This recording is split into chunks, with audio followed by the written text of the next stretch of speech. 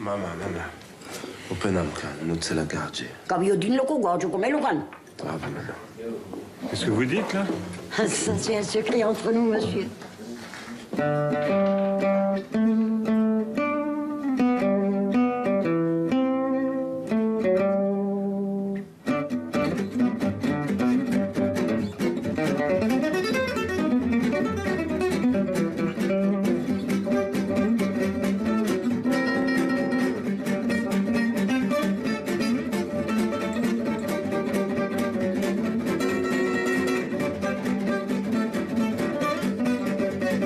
Alors, qu'est-ce que vous en pensez?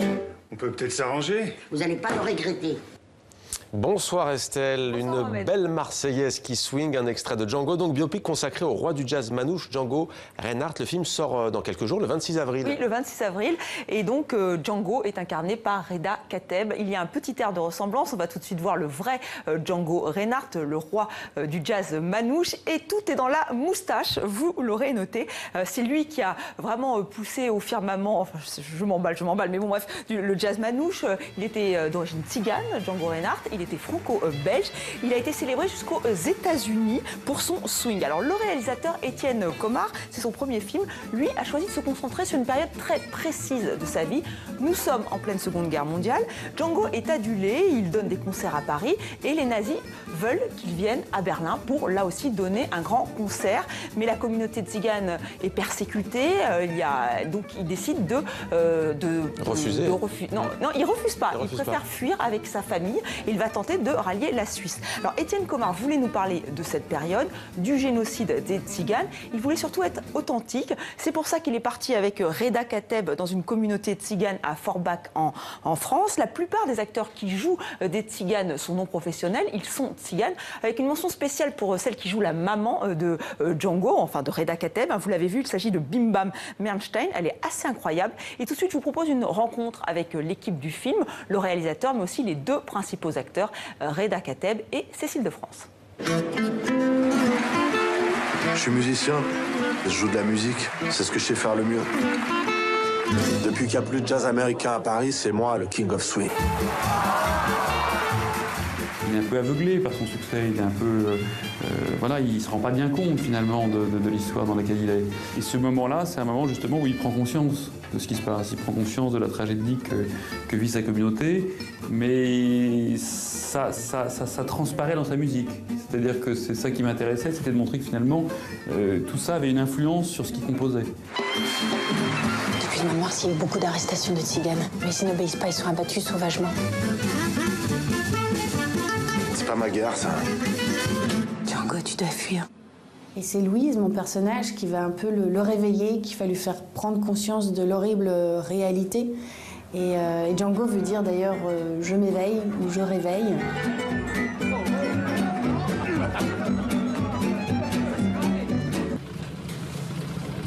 Encore vous. Les papiers.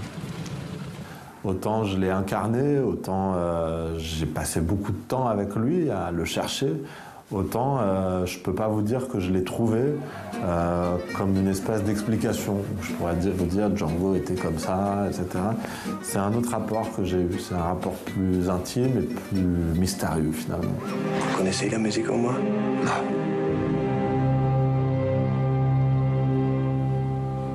Mais elle me connaît.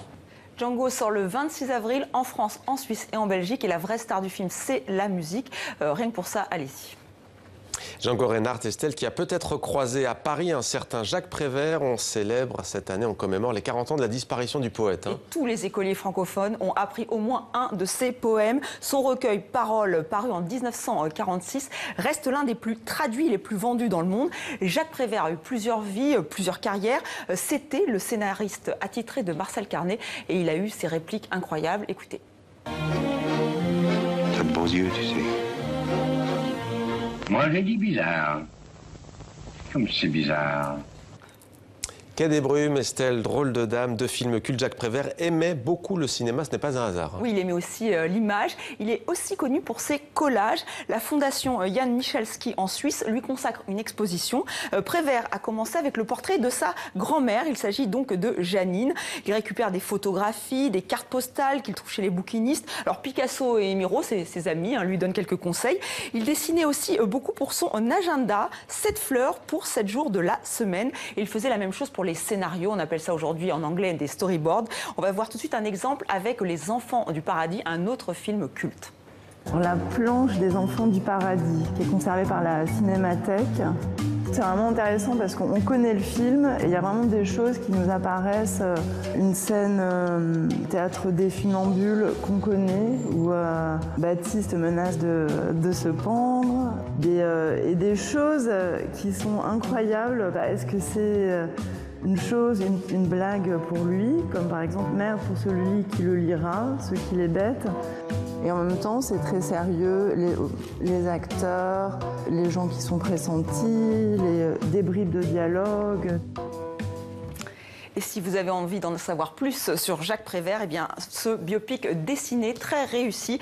Jacques Prévert n'est pas un poète, c'est aux éditions Dupuis. Et on va terminer, Estelle, avec Germaine de Staël, qui était une grande femme de lettres. Oui, une femme insoumise.